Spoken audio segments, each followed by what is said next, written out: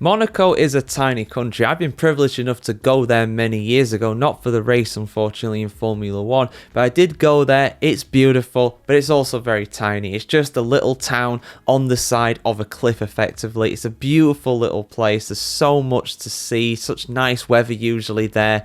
It's just a nice place to be. Very bloody expensive. Very, very expensive place. I think the cheapest ice cream you could get was like 15 euros or something, which is just obscene. This is like 15 years ago, so I dread to think what it would be like now. But how many Formula One drivers have come from Monaco over the years? Well, surprisingly, there have been 5, depending how you actually use the definition of that. 4 have actually come from Monaco themselves, and 1 used a Monegasque license sometimes in Formula 1. I'll explain as we'll get into him towards the end of the video. There is a very obvious answer for the most famous of these drivers, but let's go over the other guys. You know, I like going through a top 5 usually before an event, the best 5 drivers from a certain country. So let's just go through them, guys. The 5 Formula 1 drivers who competed in F1 under a Monegasque license, and 4 of them coming from the Principality itself. Now, the first I'm going to talk about is André Testu. I hope I am pronouncing that correctly. Personally, I had never heard of André before. He attempted to qualify for 2 Grand Prix in his career, the Monaco Grand Prix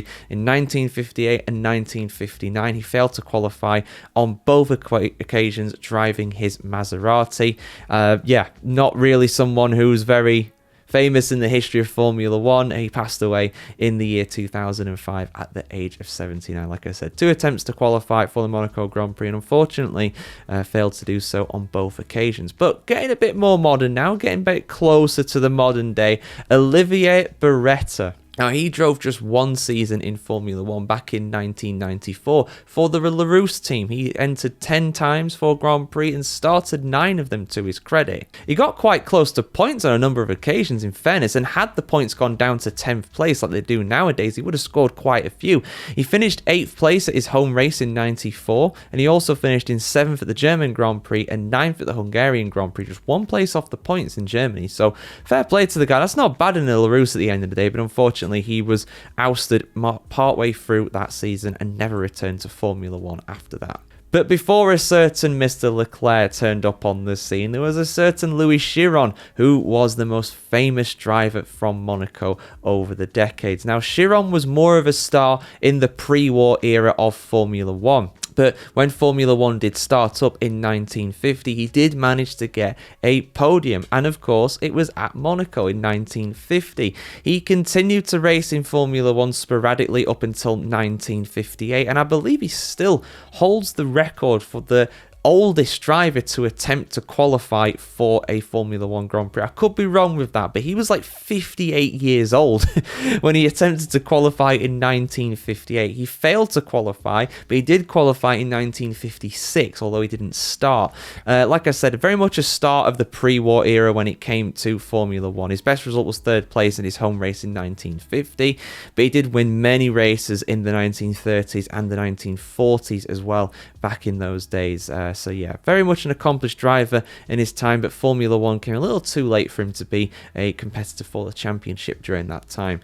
Now, this really surprised me. This really surprised me. Robert Doornbos. Yes, Robert Doornbos. He did compete under a Monegasque license in 2005 in Formula 1. I never knew that. He's Dutch.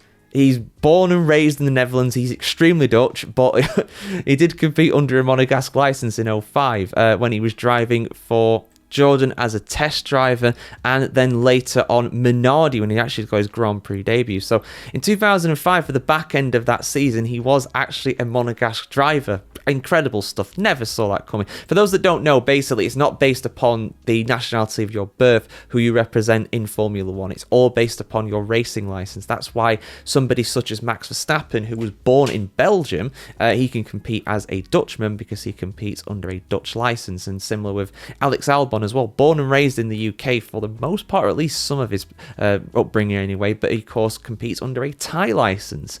So that is why basically he moved to Red Bull for 2006. That's Doornbos, not Albon. Albon was barely even alive at that point. He was like 4 years old probably. He moved to Red Bull for 2006, did mainly test days, but had some Grand Prix starts towards the end of his career there. Never came back after that in a racing capacity, never scored any points either in Formula 1. Not really the best of drivers. I think he's probably best remembered for, was he the one that Schumacher crashed into in 2005 in China? Could be wrong with that, but yeah, let me know about that one. that was certainly quite a funny incident, to be honest. I don't know how that happened, but the most famous driver, of course, especially in the modern era from Monaco, has to be Charles Leclerc. We already know about Charles Leclerc, incredible driver, driving for Ferrari for years and years now.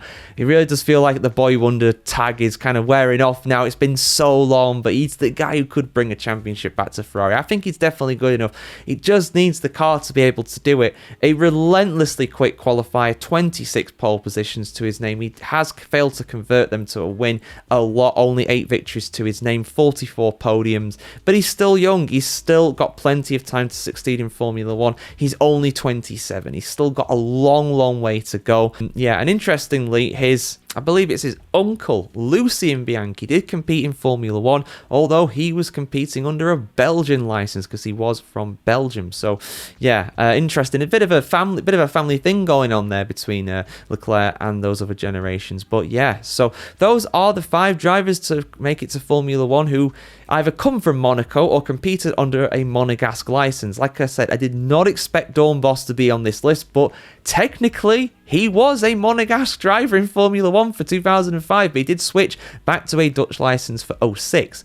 Your thoughts in the comments below, guys. How is Leclerc going to get on in his home race this weekend? Of course, he vanquished his hoodoo at this circuit. He never managed to finish at all, really, I think, for years and years around this track, and everything just seemed to go wrong for him, but everything went right for him last year. Can I do it again?